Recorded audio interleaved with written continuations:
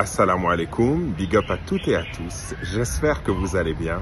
Mon nom est Chersi, je suis coach en développement personnel et organisationnel. Bienvenue sur la chaîne de Coach Big Up.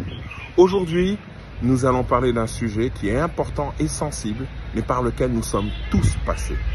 Qu'on soit une star comme Michael Jordan, Oprah Winfrey ou Steve Jobs, comment faire face à un échec et rebondir?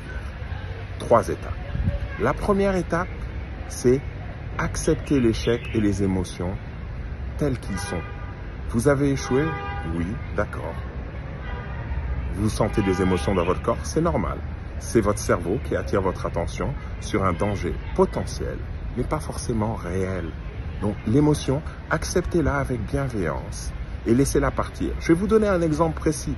Michael Jordan, il n'avait pas été accepté dans l'équipe de basketball de son lycée. Il est rentré chez lui, il a pleuré et il s'est mis à s'entraîner comme jamais jusqu'à être la star mondiale. Il y a des gens qui disent que c'est le meilleur basketteur de tous les temps.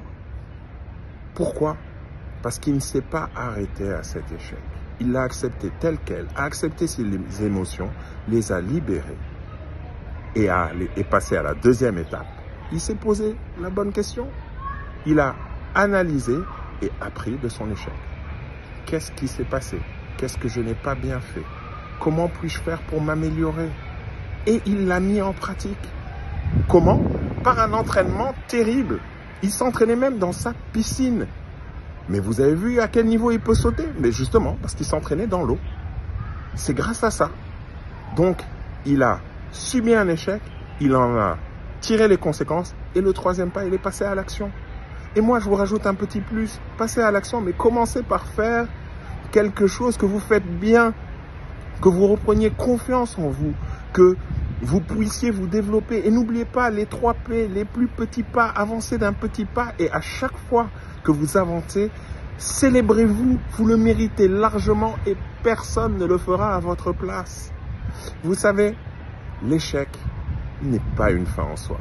J'ai envie de partager avec vous une phrase de Nelson Mandela qui disait que il ne perd jamais. Soit il gagne, soit il apprend une grande leçon. Donc, l'échec, quand il est pris avec un certain état d'esprit, est un moyen de se tirer vers le haut. Néanmoins, avant de recommencer, j'attire votre attention sur un autre point. Le seul moyen d'avoir un résultat différent, c'est de changer au moins une chose dans la façon de faire. Donc, quand vous recommencez, il ne faut pas recommencer à l'identique. Il faut corriger ce qui doit l'être et à chaque fois corriger. Recommencer, corriger. Et vous verrez, à la fin, vous atteindrez votre objectif. De toute façon, je vous le répète, personne ne le fera à votre place. Donc, à vous de décider. Est-ce que votre échec va vous tirer vers le bas ou vous allez faire une opportunité de grandir et d'être une meilleure version de vous-même? Partagez avec moi en commentaire, avez-vous vécu des échecs? Comment vous avez géré ça? Êtes-vous dans une période difficile? Avez-vous besoin d'aide?